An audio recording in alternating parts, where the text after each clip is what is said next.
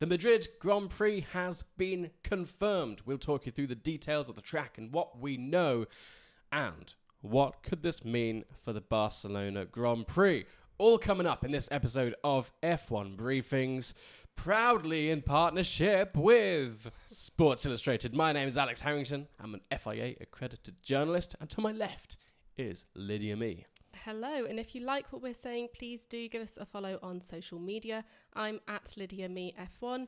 You are at Alex Does F1. And while you're there, give SI F1 and F1 Briefings a follow for all the latest updates. Yeah, and before we jump into this episode, you can listen to this as a podcast. Did you know that? It's audio only. It's brilliant. You don't see my face. You can find that on Spotify, iTunes, Pandora. You could even listen to it on YouTube.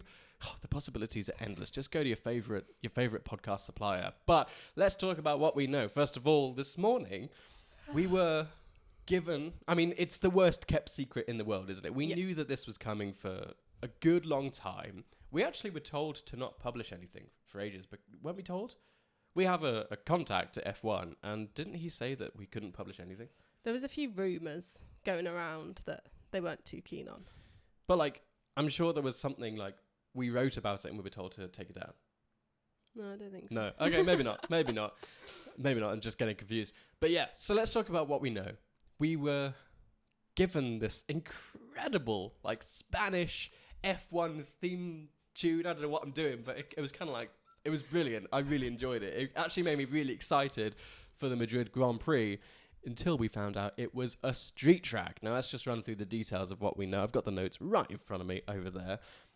This will be the first time we actually visit Madrid in this context. F1's been there before. The drama circuit, 86 to 90.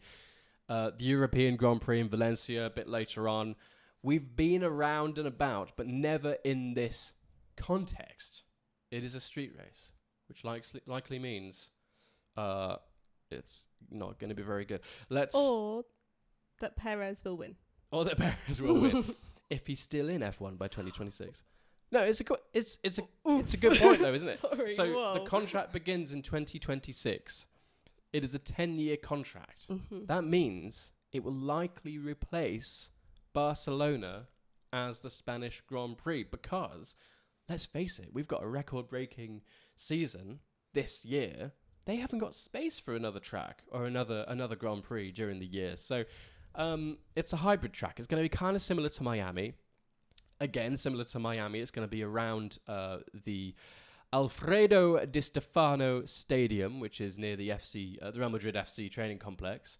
It is going to be one of the longest laps. You know, we know these street races have long laps because of the slower-ish speeds. Like, I think Monaco, for example, it's going to be a bit longer. It's going to be like top 3 in length when measured via time, not actual length of the track. What else do we know? Yeah, about 1 minute 32 qualifying lap time. They're saying it's 3.39 miles long. Apart from that, we don't know that much because everything we're saying right now is actually subject to change as well. You know, we're way off. I mean, what do you think? At first, I've had a real mix of emotions this morning, I won't lie to you. At first, I was really sad because I personally love Barcelona. I know a lot of people don't, really. It's not necessarily their favourite. There's a lot of competition, isn't there? There's so many races now. But then I was quite excited. I will say the opening to the announcement that you were just talking about. It was amazing. That really helped me. I really loved that. There is something I find quite exciting about let's call it like a semi-street circuit then. I don't know. I'm mixed. I'm really mixed. I think it would be a shame if Barcelona goes.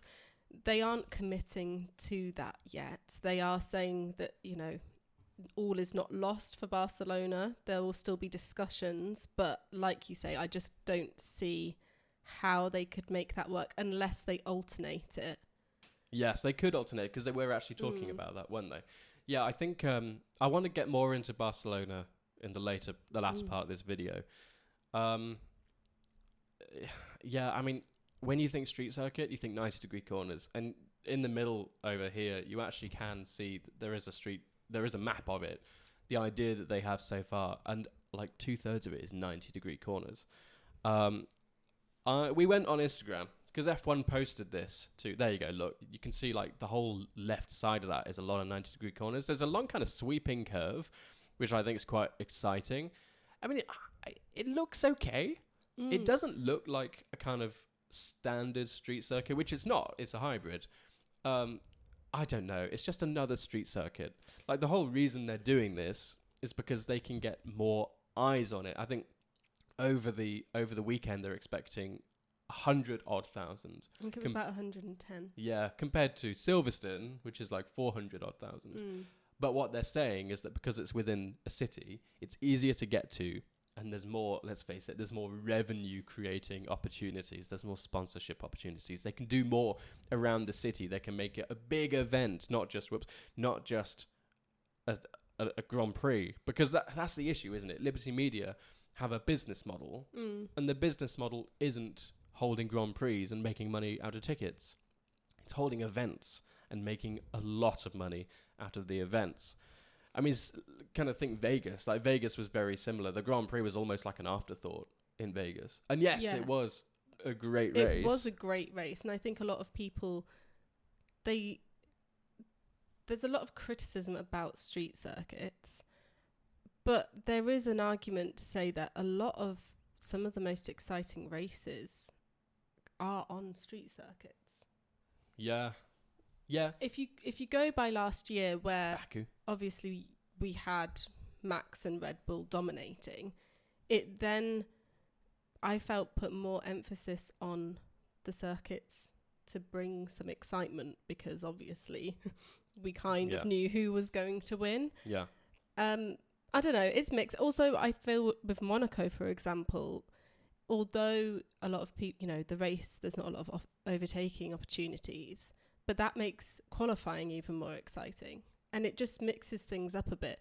But I don't know, do you think this is the way it's going to go now? Because if they're trying to do net zero by 2030, they're saying that it's obviously going to be one of the most accessible races for fans to get to, but also one of the most environmentally friendly, because there'll be public transport links for people to use. Is this where the sport is going? Because they're trying to hit that target for 2030. Yeah, I mean, I think you're right. I think under Liberty Media, the sport is going to wherever the money is. And that is, right now, street circuits, because they can get more eyes on it, because they can have more events, like I said. And you're right. I think, putting it in somewhere where there is a lot of public transport, it's an easy way out. It's easy access sustainability, isn't it? That's, like you just said, they can offer buses. I mean, think about Austin.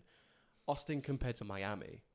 Both races we went to last year, Austin, as a journalist, was so difficult to get to because it's way out in the sticks. You've got to get a taxi. There were coaches, but you still had to get to, like, what was it for journalists, like a local school or something? No, I think that was for everyone, wasn't it? Everyone had to park at a local school and then get a coach in. It's not overly sustainable. People have to drive out, first of all. It was like an hour almost to get from the hotel we were staying at, which was next to the airport.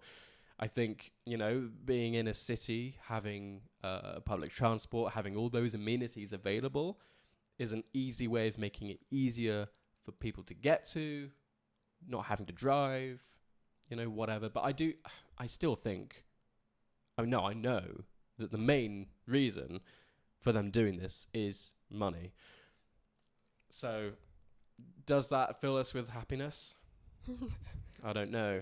Probably not, no. Let's just talk about the Instagram post that F1 put up. Oh. So, they put up the Madrid confirmation. And, wow, it's already received 3,500 comments. And it was just posted an hour ago. The top comment is, petition to save Circuit de Barcelona-Catalunya. That's got 10,000 likes. Someone else said, Paulo Riva, I never felt the need for a dislike button this much. Oof. Formula God, any chance of a proper track in somewhere like ... Germany? Bring back the Nürburgring. Someone just said, use me as a dislike button. it's not going well, is it? Rinna, Armin, nobody wants street races, and then a pukey emoji. I think that's the thing. There are so many street races already, and there's on top of that so many other countries, but two, proper circuits that are wanting and fighting for a place on the calendar. There's a limit on how many races they can do a year. I mean, 2030 is going to be probably 52. There'll be a race on Christmas Day. Yeah, and we'll be covering it. But I think that is why it will get backlash from fans, because there's been calls for the French Grand Prix to come back. Like you say, Germany. There's so many. There's so many There's great talks circuits of out there. South Africa, which, a lot of people are keen on. Did I say that? Lots of people are keen. I went northern. Oh dear, lost it. Okay, anyway. It's all happening. I think that is why it's getting backlash, because there's these really long-standing circuits that are ingrained in the history, and they've been kind of replaced now. And yes, the racing might be really exciting, but I don't think the racing is going to be exciting. But you said that, or people said that about Vegas, and actually it was very exciting. I think that was partly, though, down to the track conditions. It was during... I think it was exciting because we had a lot of evolution from the cars, we had a lot of evolution from the track, and I think a lot of that was down to the temperature because it was in the middle of the night. I think it was a surprise as well. Yeah, yes, it was a surprise, definitely. Like, maybe when we're used to that level of racing, will Vegas become a bit more boring? And as the drivers start to understand, as Vegas, like the people who make the track, as they start to put down tarmac that, is maybe better quality, I don't know. Poor Carlos Sainz. There are so many things we don't know. Like, I think from my point of view, I'm going to go into this with an open mind. Makes a change. And I think it's worth thinking, okay, it could be great. Like, the track looks kind of cool. Like, it looks kind of cool. I miss tracks like, what? Are they going to replace Silverstone? Like, is it coming to this point where Silverstone is too hard to get to? Silverstone is not sustainable enough. Are we going to lose the history? Like, there needs to be a balance between these street races and permanent, real tracks. Yeah, that's the worry, that it's all going to end and go towards street races. And they have so much history in the sport. It would be such a shame to lose all of them. I feel like you triggered me by saying Silverstone might go, but there was talks of a London Grand Prix, which pains my soul slightly. That's the issue, isn't it? Look, let's talk about Barcelona. Let's just move these images over. Lots of photos of the beautiful Barcelona Grand Prix. Now, Barcelona's never been a real fan favourite, has it? I'm mixed. The last few races haven't been that interesting, but we've seen incredible racing. That's the thing. Like, Barcelona allows a driver to really stretch his muscles. Like, we've seen Max Verstappen, Lewis Hamilton. Once they get into it, the track just allows for this incredible harmony between the driver and the car, and it becomes this just test bed of like them just like going around, just creating like. The issue is, it's not amazing to watch, but you can tell that they're loving it because it allows the car and it allows the driver to really stretch their muscles. But from a fan's perspective, maybe it's not great. I don't know. I don't. A lot of people I've seen on social media, a lot of people aren't that bothered. You actually quite like it, don't you? I like it. Yeah, I it's one that I look forward to. I think it's partly for nostalgia, because we are getting a lot of new circuits. I personally really like it. I wouldn't say it's my favourite circuit. There's probably a few I could choose that would pop to my mind way before that. Yeah. But and actually, one of them would be a street circuit. Two of them would be a street circuit, for me, anyway. Oh, I thought you were predicting mine. Oh, yours You're would probably be... right, but... yours would be... I'm going to say Monaco for the history and Baku. Oh, you don't know me at all. No. No, well, we're just colleagues, aren't we? So. No, so the question is, will we keep 2? Will we keep 2? And I don't know if we can. I really don't think so, because there's just not space on the calendar. Yes, they might. Well, no, they're not going to do that, actually. I was going to say they might do, they might share. Yeah. But they can't, because it's a 10-year contract. Unless there's a clause in that 10-year contract that we don't know about.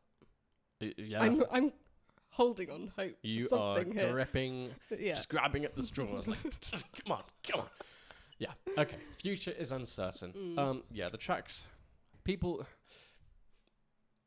I don't know. It's just, I don't like the idea of it.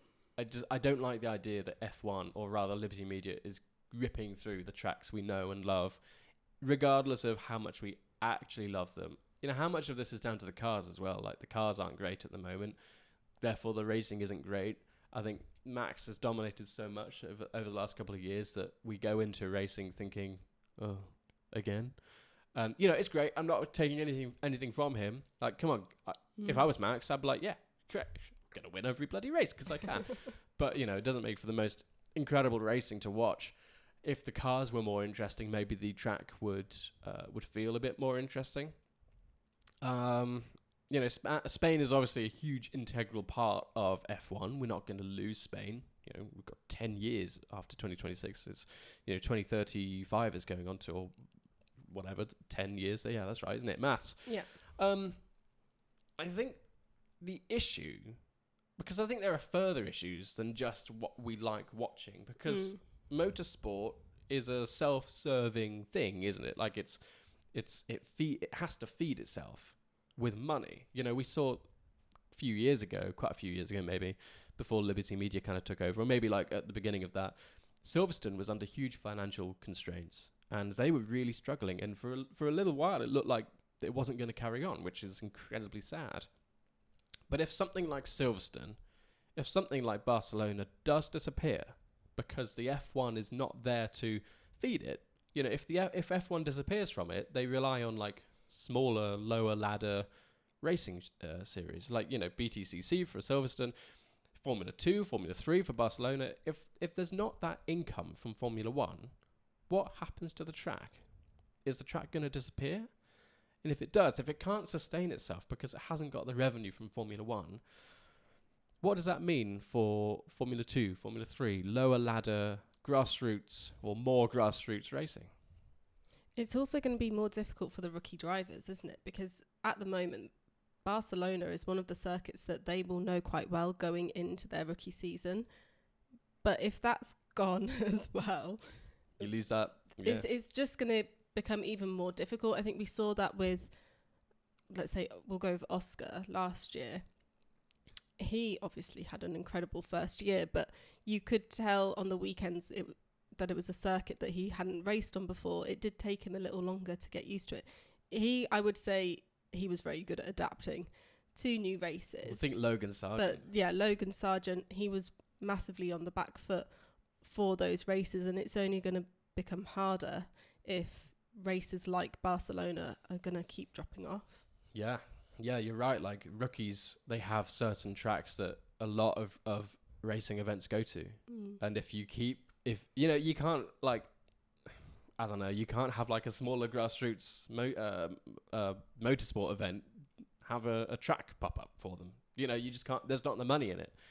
So you're completely right. It's scary, actually, the way motorsport is going. Liberty Media has to remember that they're not just feeding themselves, they are feeding the rest of motorsport. And if that doesn't happen, then motorsport is going to struggle to sustain itself. And that's a really scary thought. You know, like not being able to pop down to Silverstone to watch, I don't know, the BTCC, which in comparison is tiny to F1.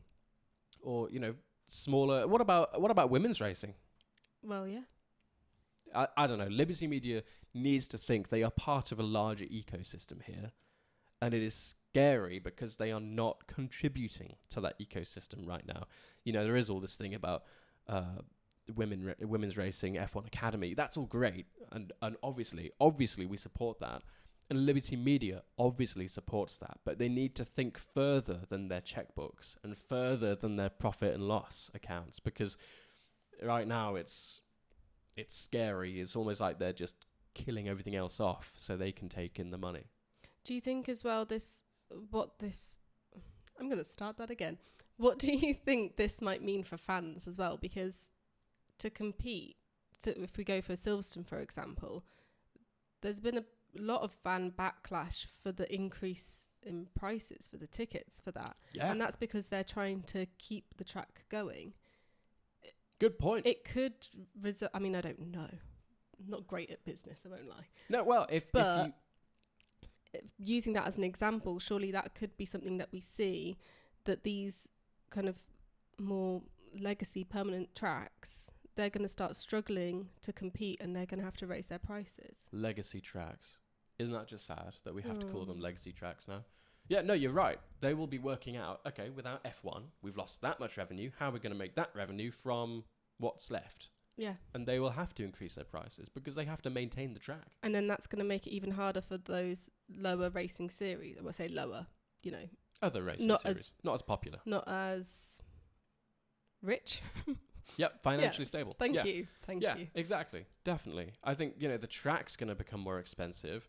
Fans won't be able to go and see the lower levels of racing. Yeah. And at the same time, F1 tickets are becoming more expensive So because they're all in the middle of cities.